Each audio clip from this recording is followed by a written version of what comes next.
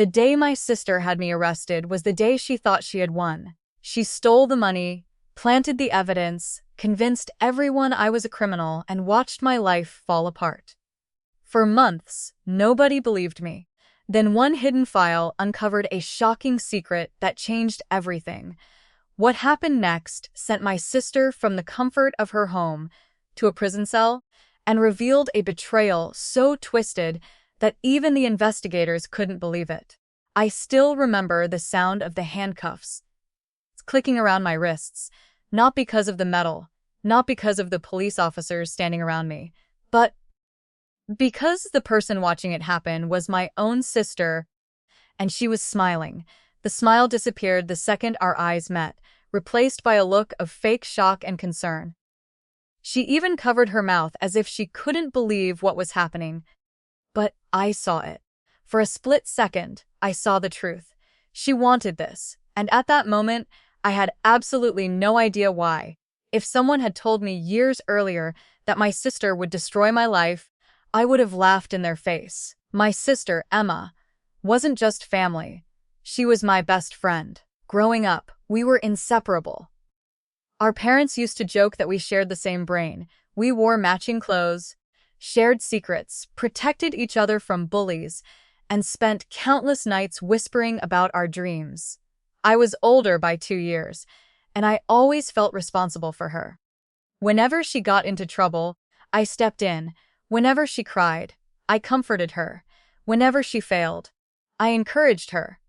I loved her more than anyone in the world. Maybe that's why I never noticed the jealousy growing inside her. Looking back now, the signs were everywhere. When I got accepted into a prestigious university, she congratulated me. But later, I overheard her telling a friend that life always seemed easier for me. When I landed a high-paying job in financial consulting, she smiled and celebrated with me, yet somehow every conversation turned into a comparison. Every success I achieved became a reminder of something she didn't have. At first, I ignored it. I thought she was simply struggling. Life hadn't gone the way she planned. She bounced between jobs. Relationships came and went. Money was always tight. Meanwhile, my career was growing rapidly. I bought a house. I invested wisely. I built a stable life. Still, I never stopped helping her. When she needed money, I gave it. When her car broke down, I paid for repairs. When she lost another job, I helped cover her rent. I never kept score. That's what family does. At least, that's what I believed. Then our father died. Everything changed after that. The funeral was heartbreaking. Our father had been the center of our family. Strong, generous, reliable. Losing him left a hole none of us knew how to fill. A few weeks later, we met with the attorney handling his estate. I wasn't expecting much. My father had lived comfortably, but he wasn't a millionaire. Or at least, that's what I thought. Then the attorney opened the documents, and the room went silent. My father had accumulated far more wealth than anyone realized. Investments, bought bis, shares, savings. The total value exceeded $3 million. I nearly fell out of my chair. Emma looked equally stunned. The inheritance was divided equally between us, at least on paper. But there was one condition, one major condition. My father had designated me as the executor of the estate. I would oversee the distribution of assets and ensure everything was handled properly.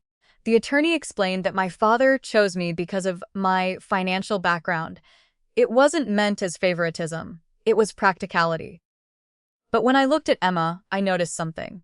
The same expression I had seen years earlier, the same bitterness, the same resentment. She smiled, but her eyes didn't. That was the beginning. Over the following months, things became strange.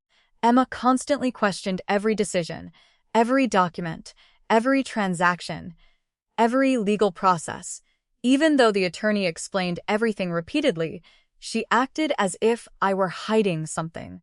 One evening, she showed up at my house unexpectedly. I invited her inside. She sat at my kitchen table, staring at me. "Tell me the truth," she said. I frowned. "About what?" "The inheritance." I laughed nervously. What about it? How much are you keeping? The question hit me like a slap. What? Come on, she said. You expect me to believe you're not taking extra money? I stared at her in disbelief. Emma, are you serious? You have access to everything. The attorney has access to everything too. She crossed her arms. Maybe you're smarter than everyone thinks. For the first time in my life, I felt genuinely insulted by her. I spent the next hour showing her records, statements, doc scans, account balances, every detail. When she left, she apologized. Or at least she pretended to. I wanted to believe the issue was over. I was wrong. A few months later, my life exploded. It happened on a Thursday morning. I was at work preparing for an important meeting when two detectives entered the office. Everyone turned to look. My stomach tightened immediately. The detectives asked for me by name. Then one of them said words I'll never forget. We need you to come with us. I thought there had been some mistake. Maybe an identity issue, maybe a misunderstanding. Instead, I learned I was being accused of embezzling hundreds of thousands of dollars from my father's estate. I couldn't even process what I was hearing. The accusations sounded insane, impossible. Yet the detectives had documents, bank transfers, financial records, evidence, at least what appeared to be evidence. And according to those records, I had stolen nearly $600,000. My entire world collapsed. I was arrested in front of my coworkers. People stared, whispered, recorded videos. Some looked shocked, others looked disgusted. The humiliation was unbearable. But the worst part came later, when I discovered who had reported me, my sister. Emma had personally filed the complaint. Emma had provided the evidence.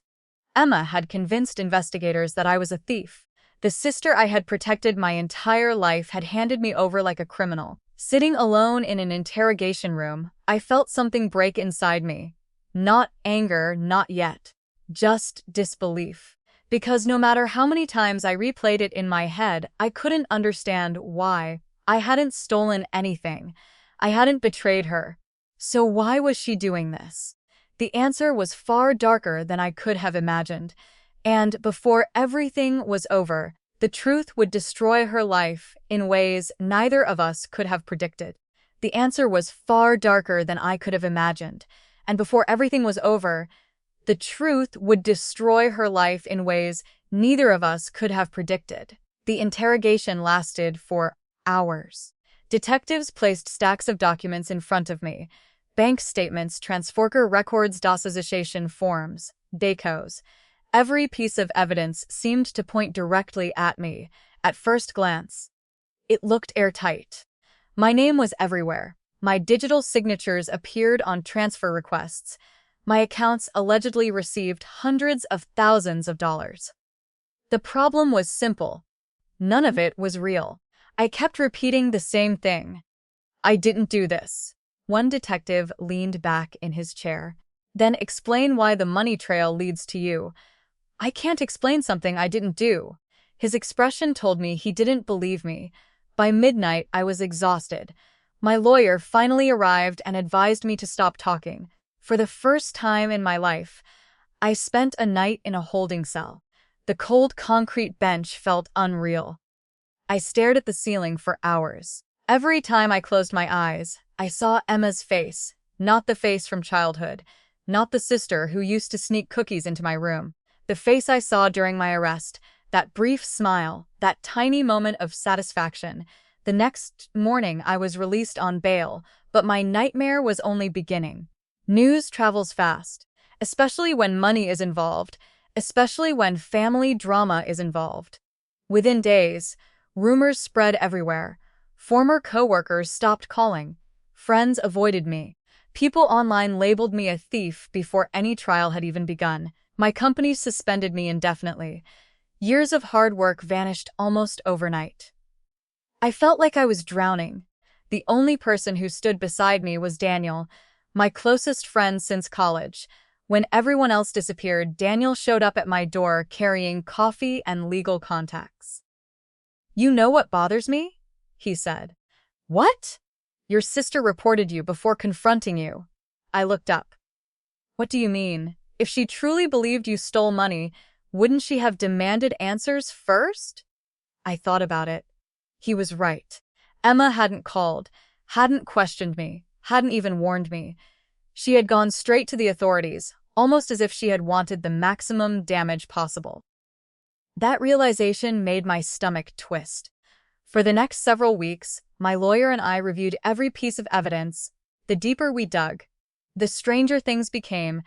The transfers supposedly occurred over an 8-month period.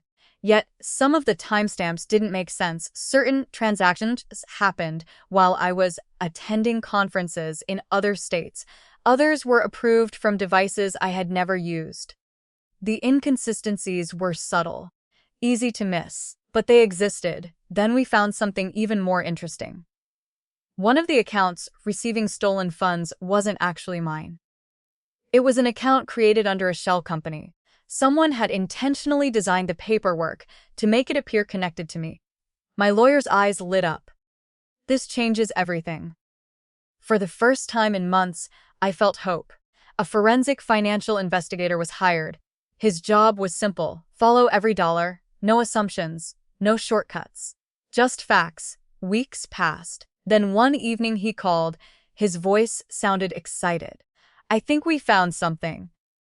I drove to his office immediately. The investigator spread documents across a conference table.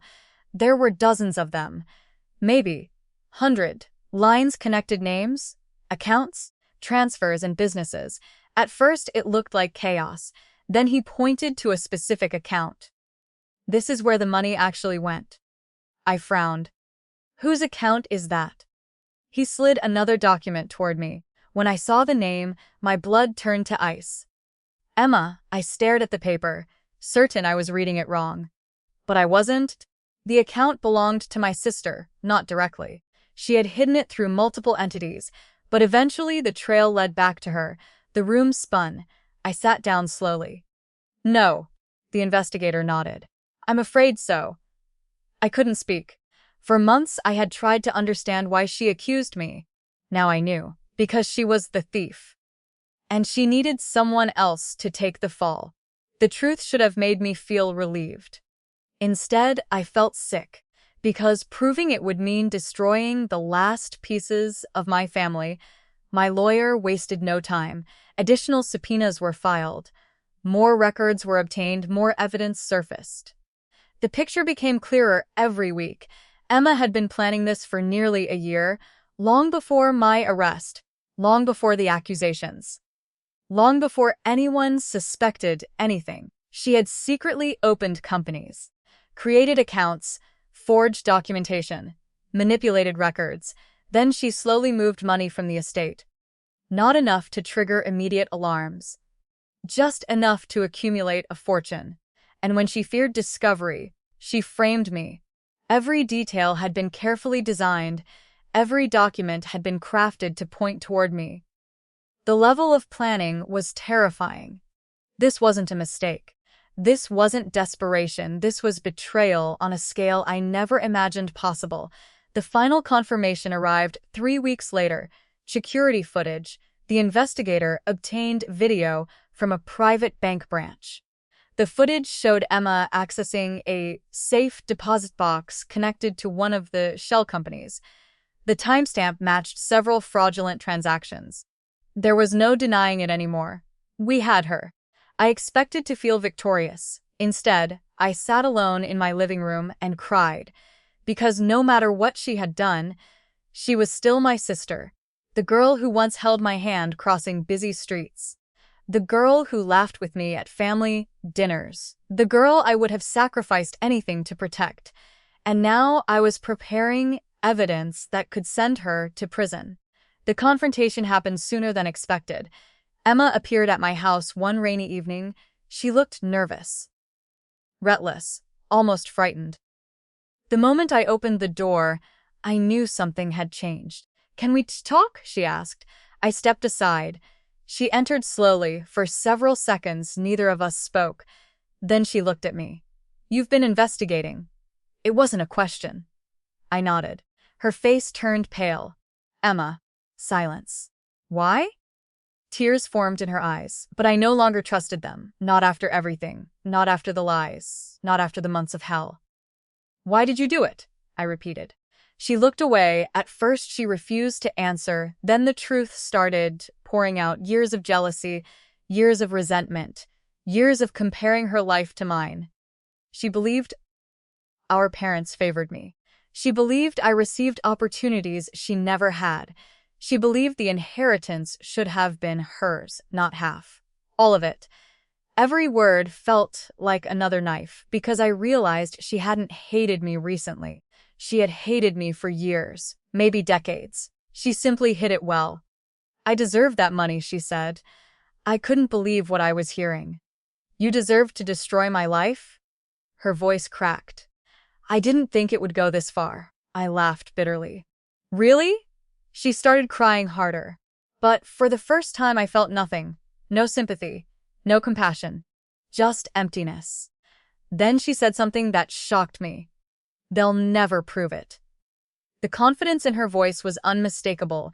She actually believed she could escape. Even after everything. Even after the evidence. That was the moment I finally stopped seeing her as the sister I once loved, because innocent people fear the truth. Guilty people fear getting caught. And Emma wasn't sorry for what she had done. She was sorry she was losing. When she left my house that night, I had a feeling it would be the last normal conversation we would ever have. I was right. Because less than 48 hours later, investigators uncovered one final piece of evidence that would completely destroy her defense and trigger the collapse of her entire life. I was right. Because less than 48 hours later, investigators uncovered one final piece of evidence that would completely destroy her defense and trigger the collapse of her entire life. The call came early in the morning. My lawyer sounded stunned. Not excited, not relieved, stunned. We found it. I sat upright in bed. Found what? The missing piece. Within an hour, I was sitting across from him in his office. Several investigators were there. Documents covered the table, but it wasn't paperwork that caught my attention. It was a laptop. One investigator turned the screen toward me.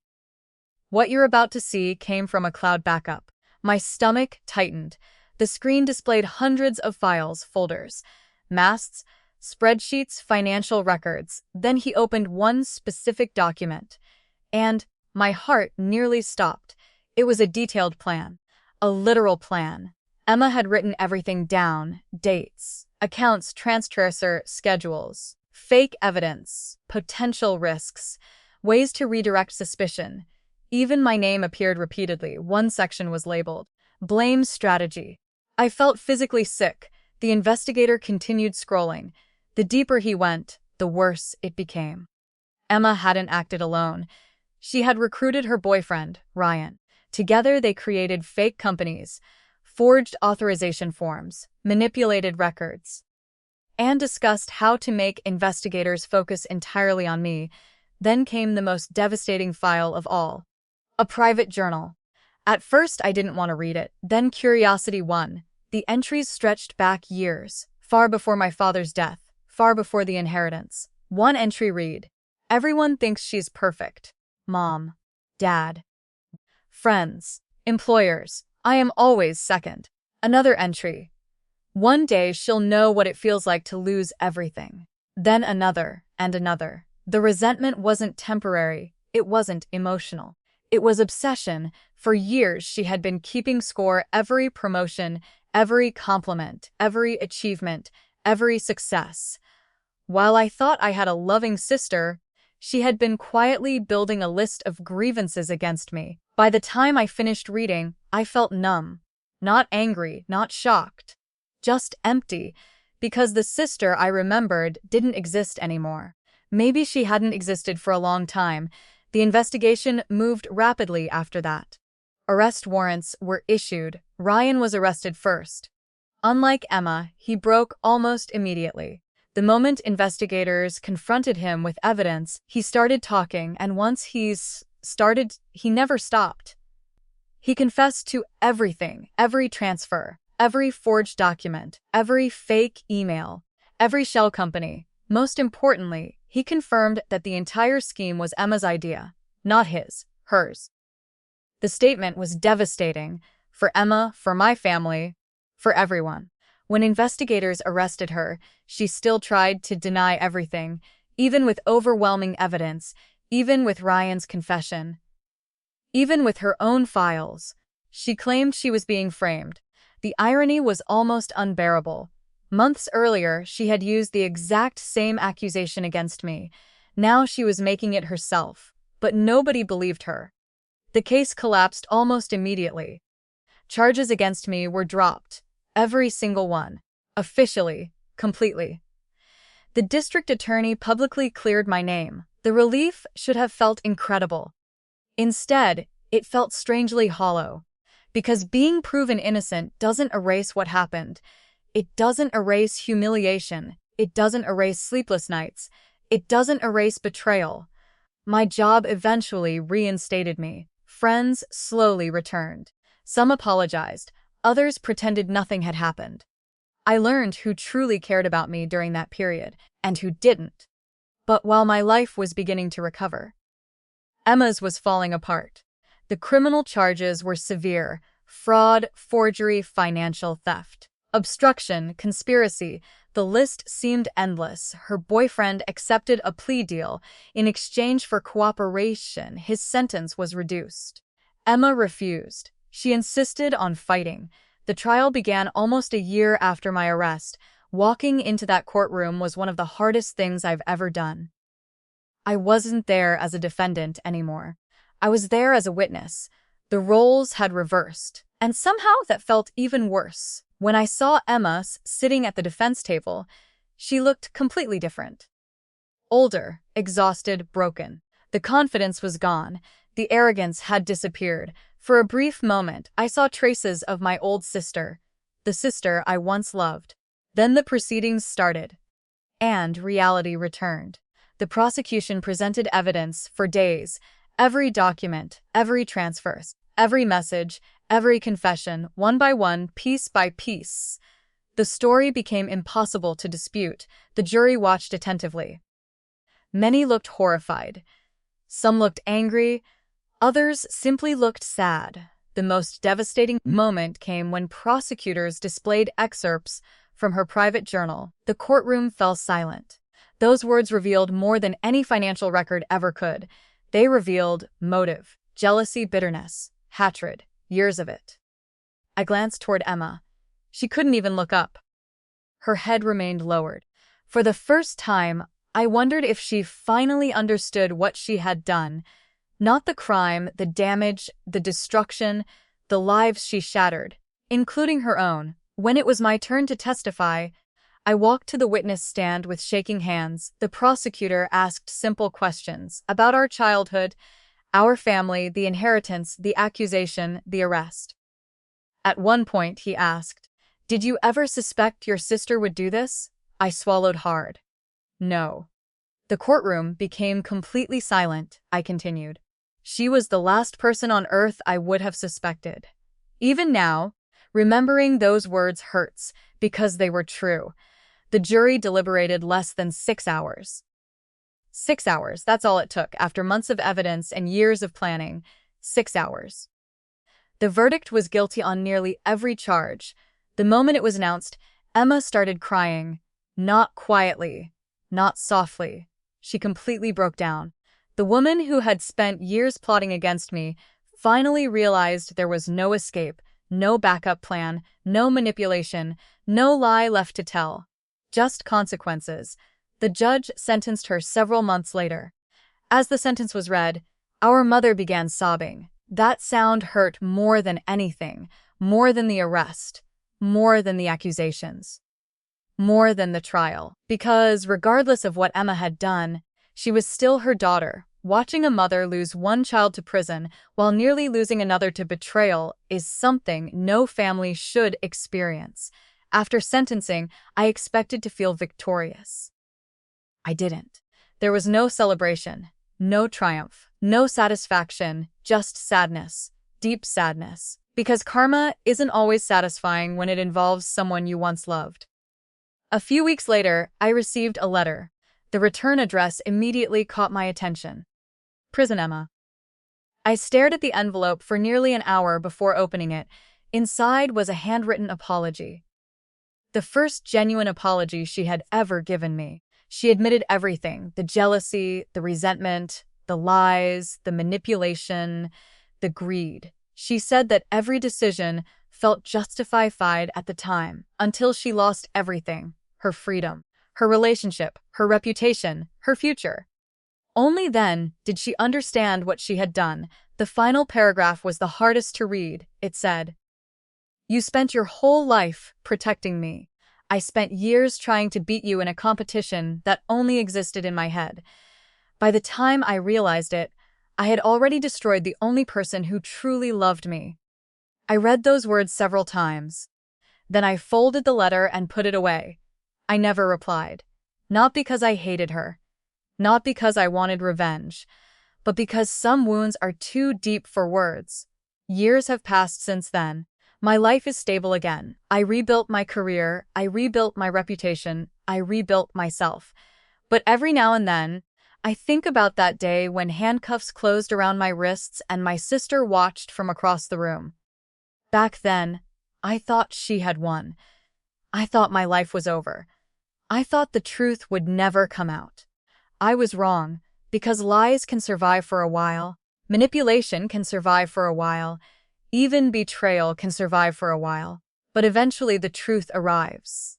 And when it does, it doesn't just expose what happened. It exposes who people really are. My sister framed me for a crime she committed. She stole my reputation, my peace, and nearly my future. But in the end, the person she destroyed most completely was herself, and that's the thing about karma. It never forgets where to find you. For a long time, I thought that was the end of the story. The criminal case was over. The truth had come out. Justice had been served. Life moved forward. At least that's what I told myself.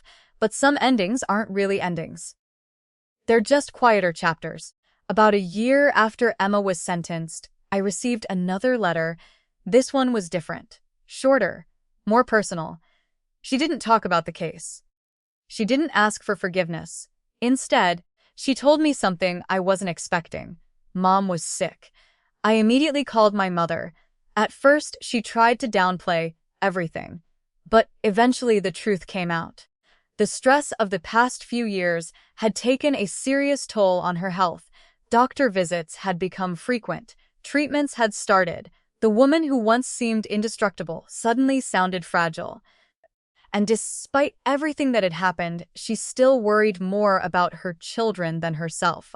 One afternoon, I visited her. We sat together on the porch, where our family had spent countless summer evenings. For a while, neither of us spoke. Then she surprised me. "Have you ever wondered where we went wrong?" I knew exactly who she meant. "Emma," I sighed. "Every day." My mother stared into the distance. "When you were children, you adored each other." I nodded. "I know. I keep replaying everything." Her voice cracked, trying to find the moment it changed. There wasn't an answer. Or maybe there were 1,000 small answers, 1,000 tiny moments nobody noticed until it was too late. The conversation stayed with me for weeks. Not because it changed anything, but because it forced me to confront something uncomfortable. I had spent years seeing myself as the victim. And I was a victim. What Emma did was unforgivable. But sometimes life is more complicated than heroes and villains. Somewhere along the way, she had become consumed by comparison, consumed by envy, consumed by resentment. And nobody recognized how dangerous it had become. Not our parents, not her friends, not even me, especially not me. A few months later, I finally decided to visit her. The decision shocked everyone, including myself. Part of me didn't want to go. Part of me thought she didn't deserve it. But another part needed answers, needed closure. The prison visiting room was exactly as depressing as you'd imagine. Gray walls, harsh lighting, heavy silence. When Emma walked in, I barely recognized her. She looked older than her years, not physically. Emotionally, like someone carrying a weight too heavy to bear. For several seconds, we simply stared at each other, then she sat down. "I didn't think you'd come. Neither did I." The first few minutes were awkward, painfully awkward. Eventually, she broke the silence. "Mom told me you've been helping her." Of course, tears immediately formed in her eyes. That reaction confused me. Then she whispered something I never expected to hear. "You always do the right thing." I almost laughed. Years earlier, she would have hated hearing those words. Now they sounded like regret. For the next hour, we talked. Really talked. For the first time in years. There were no lies. No manipulation, no accusations, just honesty. She admitted that the money had never been the real motivation. The inheritance was merely the trigger. The deeper issue was that she had spent most of her life measuring herself against me. Every accomplishment of mine felt like proof of her failure. Every success felt like a reminder of what she lacked. I listened quietly, not because I agreed, but because I finally understood. The tragedy wasn't just that she destroyed her life. The tragedy was that she spent years fighting a battle I never knew existed. Before the visit ended, she asked a question, a simple question, one I wasn't prepared for. "Do you hate me?" I stared at her for a long time. The honest answer surprised even me. "No." She looked shocked. "I don't hate you." The tears came immediately. "Then why are you crying?" she asked. I swallowed hard. "Because I miss my sister." The guard announced the end of visitation. Neither of us moved. For a brief moment, I saw the little girl I grew up with, the sister who laughed with me, protected me, loved me. The version of her that existed before jealousy poisoned everything. Then she stood up and walked away. That was the last time I saw her. 3 months later, I got another phone call. This time from the prison chaplain. There had been an accident inside the facility. Nothing criminal, nothing violent, but serious enough that Emma was hospitalized. She survived. Yet the incident changed her permanently. Recovery was slow, complicated. And for the first time in her life, she had no control over anything. Ironically, it was during that period that she finally found peace. Over the following years, she completed educational programs, counseling, rehabilitation. She spent countless hours helping other inmates avoid the same mistakes she made. Word eventually spread among staff. The woman, once known for manipulation, had become someone entirely different. Someone trying to prevent others from repeating her failures. I wish I could say everything worked out perfectly. Life doesn't work that way. The damage never fully disappeared. Family gatherings were never the same. Relationships never fully healed. Some scars remain forever. But something unexpected happened. The bitterness slowly faded, not overnight, not even over years. But little by little, enough that when Emma was eventually released, she stepped into a completely different world. No fortune, no career, no reputation, no shortcuts. Everything she once chased was gone. She had to start over from nothing, the exact situation she had spent her whole life fearing. And strangely enough, that was the first time she truly became free. Several years after her release, I received one final letter, not from prison, not from a lawyer, from Emma. Inside was a single page, no long apology, no explanations, no excuses, just one paragraph. It read, "I spent years trying to take your life because I believed you were the reason mine wasn't good enough. It took losing everything to realize the truth. The person standing in my way was never you. It was me." I folded the letter carefully, placed it in a drawer, and sat quietly for a long time, because after everything that happened, one lesson remained clearer than ever. Jealousy doesn't destroy the person you envy. It destroys the person who carries it. My sister framed me for a crime. She stole my future. She shattered our family, and she paid a terrible price for it. But in the end, The greatest tragedy wasn't the money, the prison sentence, or the scandal. The greatest tragedy was that she spent so many years looking at my life instead of building her own. And by the time she finally understood that truth, karma had already finished its work. Or at least, that's what I thought 5 years past. Life settled into something that finally felt normal, not perfect, not untouched by the past, but peaceful. The scandal faded from public memory. The headlines disappeared. The court records gathered dust. Most people moved on. I tried to do the same. Then one evening, while cleaning out old boxes in my attic, I came across a photo album. At first, I almost threw it aside. Then I opened it. There we were. 2 children sitting on bicycles. 2 teenagers laughing at a beach. 2 siblings celebrating birthdays. Christmas mornings, family vacations, school graduations. Every page showed a version of us that seemed impossible now. I sat there for hours, looking through memories, trying to understand how 2 people could start in the same place and end up so far apart. Then something unexpected happened. For the first time, I stopped asking why she betrayed me. Instead, I started asking a different question. Why had I held on to the pain for so long? That realization hit harder than I expected. Because even though Emma had paid for her actions, part of me was still carrying the weight, the anger, the humiliations, the memories, the betrayal. I thought justice would remove those things. It didn't. Justice punishes wrongdoing. It doesn't heal wounds. Healing is a separate journey, and I hadn't finished mine. A few weeks later, I received news that shocked me. Emma had started speaking publicly. Not about me. Not about the case. About jealousy. About self-destruction. About accountability. At first, I didn't believe it.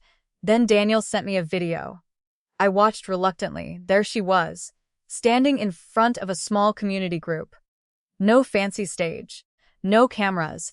No publicity. Just honesty. She talked about how envy slowly consumed her life, how resentment grows when left unchecked, how blaming others becomes addictive, and how one terrible decision can destroy years of relationships. Then she said something that stopped me cold. The person I hurt most wasn't my sibling. She paused. It was myself. The room remained silent. So many people think jealousy is anger towards someone else. It isn't. It's a prison you build around your own life. I couldn't stop thinking about those words because they were true. Years earlier, she had stolen money, forged records, manipulated evidence. But those weren't the first crimes she committed. The first crime was allowing bitterness to take over her mind. Everything else came later. Months passed. Then one day my phone rang. It was Emma, the first direct call in years. I stared at the screen. Part of me wanted to ignore it. Part of me wanted answers. Eventually I answered. Neither of us spoke immediately. Then she laughed nervously. I wasn't sure you'd pick up. I wasn't sure either. A long silence followed. Then she asked if we could meet. Not to discuss the past, not to seek forgiveness, just to talk. I almost said no. Almost. But life has a strange way of changing people, including me. So I agreed. We met at a small cafe halfway between our homes. Nothing dramatic happened. No emotional speeches. No dramatic apologies. No movie-style reunion. Just 2 older people sitting across from each other. Talking. For hours. About life, about mistakes, about regrets, about our mother, about our father, about everything we had lost. At one point she looked at me and smiled sadly. You know what's funny? What? I spent years wanting your life. I stayed quiet. Then she shook her head. And now I wouldn't trade places with anyone. For the first time in a very long time, I believed her. Because she wasn't chasing something anymore. She wasn't competing anymore. She wasn't comparing anymore. She had finally accepted responsibility for her own choices. And strangely enough, that acceptance gave her something money never could. Peace. When we left the cafe, there were no promises, no guarantees, no declarations about becoming best friends again. Some things can never return to what they were, but some things can become something new, something honest, something real. Years later, after our mother passed away peacefully, Emma and I stood together at the funeral, just the two of us. The last members of a family that had survived more than either of us ever imagined. As everyone else left, we remained standing beside the grave. The wind moved gently through the trees. Neither of us spoke for several minutes. Then Emma finally broke the silence. "She never stopped loving us." I nodded. No. Tears filled her eyes. "Even after everything." I looked toward the horizon. "That's what parents do." We stood there quietly, not as enemies, not as victims, not as criminals, not as heroes. Just two flawed human beings trying to live with the consequences of the choices we made, because that's the truth nobody talks about. Karma isn't always about revenge. Sometimes karma is growth. Sometimes karma is understanding. Sometimes karma is being forced to face yourself honestly for the first time. My sister framed me for a crime. The truth destroyed her life. Then, years later, the same truth helped her rebuild it. Not into the life she wanted, but into the life she deserved. And when I look back now, the lesson isn't about betrayal. It isn't about money. It isn't even about justice. It's about something much simpler. The moment you stop measuring your life against someone else's is the moment your real life finally begins. And that was a lesson my sister learned far too late. But thankfully, not too late to save what was left of her soul. A lot of people ask me what happened after that. Did we become close again? Did everything magically heal? Did we rebuild the family we lost? The honest answer is no. Life isn't a movie. Some damage never fully disappears. Trust is strange. It takes years to build, seconds to destroy, and sometimes a lifetime to rebuild. Emma and I never returned to the relationship we had as children. That version of us belonged to the past, to another life, to another story. But something else happened. Something quieter. Something more meaningful. We learned how to be honest for the first time in our lives. No pretending. No competition. No hidden resentment. Just honesty. And strangely, honesty created a different kind of relationship, one built on truth instead of appearances. Several years later, I found myself speaking at a conference about fraud prevention. The irony wasn't lost on me. I was standing in front of hundreds of professionals explaining how financial crimes happen, how manipulation works, how trust can be weaponized. Near the end of the presentation, someone asked a question. What was the biggest lesson you learned from your experience? The room became quiet. I thought carefully before answering. Then I said something that surprised even me. The biggest lesson wasn't about fraud. People looked confused. I continued. It was about comparison. The audience listened. I learned that people rarely destroy their lives because they lack opportunities. Most destroy their lives because they become obsessed with someone else's opportunities. The room remained silent because deep down everyone understood. Comparison is dangerous, not because it motivates us, because it can slowly convince us that our own lives aren't enough. And that's exactly what happened to Emma. After the event ended, dozens of people approached me. Some shared their own family conflicts. Others talked about broken friendships. Several admitted they had struggled with jealousy themselves. That conversation stayed with me because it made me realize our story wasn't unique. The details were unique. The crime was unique. The betrayal was unique. But the emotion wasn't. Jealousy destroys families every day, businesses every day, friendships every day, relationships every day. Most cases never make headlines. Most never reach courtrooms. But the damage is real all the same. Years continued passing. Life continued moving. One afternoon I received another unexpected call. This time from Emma. Her voice sounded nervous. "I need your help." The words instantly transported me back to childhood, back before everything went wrong. "What happened?" She laughed softly. "Nothing bad. Then why do you sound terrified? Because I'm asking you something important. I waited. Then she said words I never expected to hear. I'm getting married. For a moment, I thought I misheard her. What? I'm getting married. I sat in stunned silence. After everything she had endured, after prison, after losing nearly everything, she had found someone who knew her entire history, someone who accepted it, someone who believed people could change. I smiled despite myself. Congratulations. There's something else. I already knew. What? A long pause followed, then she whispered, Will you walk me down the aisle?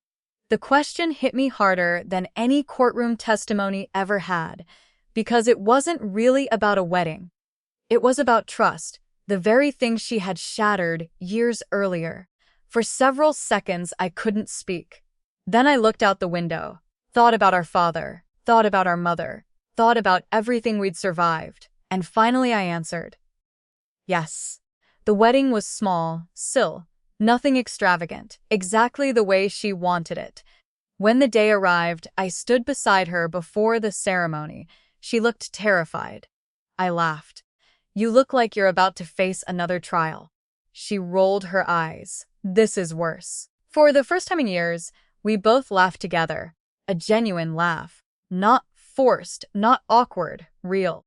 Then her expression softened. Tears filled her eyes.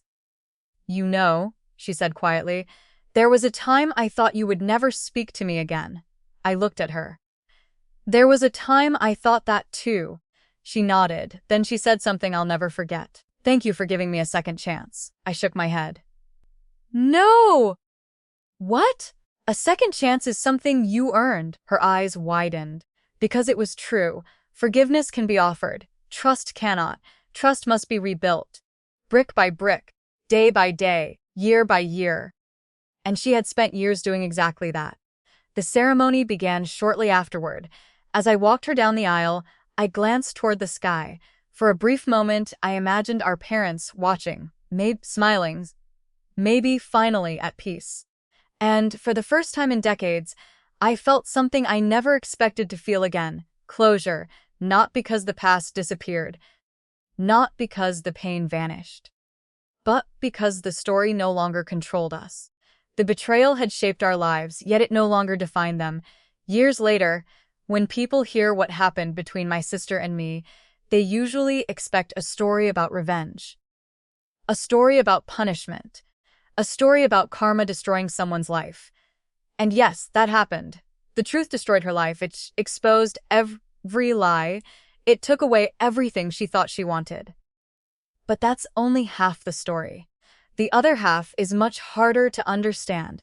Sometimes the purpose of karma isn't destruction. Sometimes it's transformation. Sometimes people lose everything because that's the only way they'll finally see themselves clearly. My sister lost her money, her freedom, her reputation, her future. And somehow, after losing all of that, she finally found herself. As for me, I learned something equally important. Forgiveness isn't something you do for the other person. It's something you do so the past stops owning your future. Today, when I think about everything that happened, I don't remember the courtroom first. I don't remember the handcuffs. I don't remember the accusations. I remember 2 kids riding bicycles down a quiet street, laughing, dreaming, completely unaware of the storm waiting years ahead. Because no matter how dark the journey became, that memory reminds me of one thing. People are more than the worst thing they've ever done, but they're also more than the worst thing that's ever happened to them. And in the end, that truth saved both of us. I thought that was where the story ended. But life has a strange habit of giving you one final lesson when you least expect it. Almost 10 years after my arrest, I found myself standing in a courthouse again, not as a defendant, not as a witness, not even as a victim. I was there because a young man had requested to meet me. At first, I had no idea who he was. Then I learned his name. He was the son of a man who had lost his retirement savings in a fraud scheme years earlier. The criminals responsible had recently been convicted. During sentencing, the young man had heard my story through one of my public talks. Apparently, it had changed something for him. We met in a small conference room. He looked nervous. I recognized the expression immediately. It was the look of someone carrying anger for too long. After a few minutes of conversation, he finally explained why he wanted to meet. I hate them. I nodded. The statement made sense. The people who stole from his father had caused enormous damage. What are you going to do with that hate? I asked. He looked confused. What do you mean? I leaned back. You're going to carry it somewhere. The question is where. For a moment, neither of us spoke. Then I told him something I wished someone had told me years earlier. The people who hurt us already took enough. He listened carefully. Don't give them the rest of your life too. Something shifted in his expression. A small change. But a real one. When we eventually said goodbye, I realized something important. My story no longer belonged only to me. The pain had become a lesson. The scars had become wisdom. And somehow, that made everything feel lighter. A few months later, Emma called again. This time her voice sounded excited. You won't believe this. What happened? I got promoted. I laughed. That's great. The silence that followed was unexpected. Then she said something that made me smile. Do you know what's funny? What? This is the first promotion I've ever earned without comparing myself to anyone. For years, she had chased validation. Tashti, recognition. Success. Yet none of those things made her happy. Now, after losing everything and rebuilding from nothing, a simple promotion meant more than all the money she had stolen years earlier. Because this time it belonged to her. No shortcuts, no manipulation, no envy, just honest work. The irony wasn't lost on either of us. Sometimes life teaches its most important lessons in the hardest ways possible. As the years continued, our conversations became more natural, not frequent, but genuine. Birthdays, holidays, family memories, small updates, normal things, the kind of things most people take for granted. One evening, during a family dinner at my house, someone asked Emma a question, a simple question. If you could change one thing about your life, what would it be? Everyone expected her to mention prison, or the fraud, or the trial. Instead, she shook her head. I wouldn't change the consequences. The room went silent. She continued. I would change the years before that. People looked confused. She smiled sadly. The prison sentence wasn't what ruined my life. Then she tapped her chest. This did. Nobody spoke because everyone understood exactly what she meant. The jealousy, the resentment, the bitterness. Those things had started the destruction long before the crime ever happened. The fraud was simply the final chapter, not the beginning. That conversation stayed with me because it revealed something profound. Most people think catastrophic failures happen suddenly. They don't. They happen slowly. One bad thought, one unhealthy comparison, one small resentment, repeated over and over until it becomes part of who you are. And then one day, the consequences arrive. Years later, after our lives had stabilized completely, Emma and I visited our parents' graves together. The cemetery was quiet, peaceful. The same gentle breeze moved through the trees. We stood there for a long time without speaking. Eventually, she looked down at the ground. I wish Dad could see us now. I smiled softly.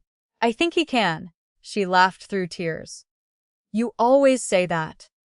Because I believe it. Another long silence followed.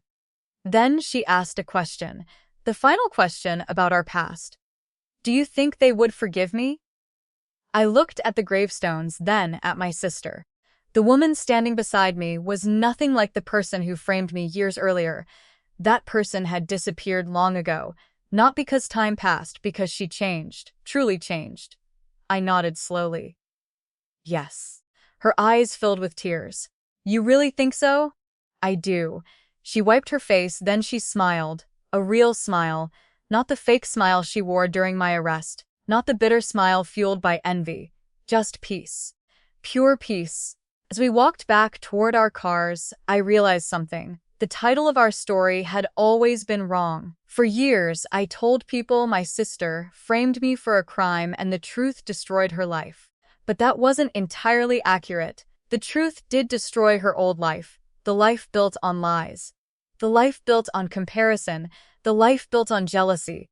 That life deserved to end. What came afterward was something different. The truth didn't just destroy. It rebuilt. It transformed. It forced both of us to become people we never would have become otherwise. And maybe that's the final lesson. Sometimes the truth arrives like a wrecking ball. It tears down everything you thought you knew, everything you thought you were, everything you tried to hide. But once the dust settles, you're left with a choice. Stay buried beneath the ruins, or build something stronger. My sister made the wrong choice for many years. Then, she made the right one. And because of that, our story became something more than a story about betrayal. It became a story about accountability, redemption, growth, and the extraordinary power of facing the truth, no matter how painful it may be. Because in the end, the truth didn't destroy her life. It destroyed the person she never should have become, and that made room for the person she was always meant to be. Today, when people hear my story, they usually focus on the betrayal, the arrest, the courtroom, the fraud, the prison sentence. But when I look back now, those aren't the moments that stay with me. What stays with me is a simple realization. The worst day of my life wasn't the day I was arrested. And the worst day of my sister's life wasn't the day she was sentenced. The worst day was the day she stopped believing she could be happy with her own life. Because everything that followed grew from that single seed. Jealousy became resentment. Resentment became obsession. Obsession became destruction. And destruction nearly consumed us both. But in the end, something stronger survived. Truth, accountability, forgiveness, not perfect forgiveness, not easy forgiveness, the kind that takes years, the kind that leaves scars, the kinds that cost something. As I left the cemetery that afternoon, I looked back one last time at my parents' graves. The sun was beginning to set. The sky glowed gold across the horizon. And for the first time in more than a decade, I felt completely at peace, not because the past had disappeared, not because the pain had been erased, but because I finally understood something my father used to say when I was a child. He would always tell us, character isn't revealed when life is easy. It's revealed when life gives you every reason to become someone you're not. For years, my sister became someone she wasn't. For a while, I almost did too. But eventually, the truth brought us both back. One through justice, the other through redemption. And as I drove home, I realized this story was never really about a crime. It was about choices. The choice to envy or appreciate, the choice to blame or take responsibilities, the choice to hold on to bitterness or let it go. My sister framed me for a crime she committed. The truth exposed her. The consequences humbled her, and time transformed her. As for me, I learned that revenge may feel powerful for a moment, but healing lasts a lifetime. So if there's one thing I hope people remember from my story, it's this. Never compare your journey to someone else's, because the moment you start living another person's life in your head, you stop living your own. And sometimes, that is the most expensive mistake a person can make. My sister learned that lesson by losing everything. I learned it by nearly losing everything, and together we spent years rebuilding what remained. The truth destroyed the lie. The truth destroyed the jealousy. The truth destroyed the life she built on resentment. But in the end, the truth saved us both. And that's where this story finally ends.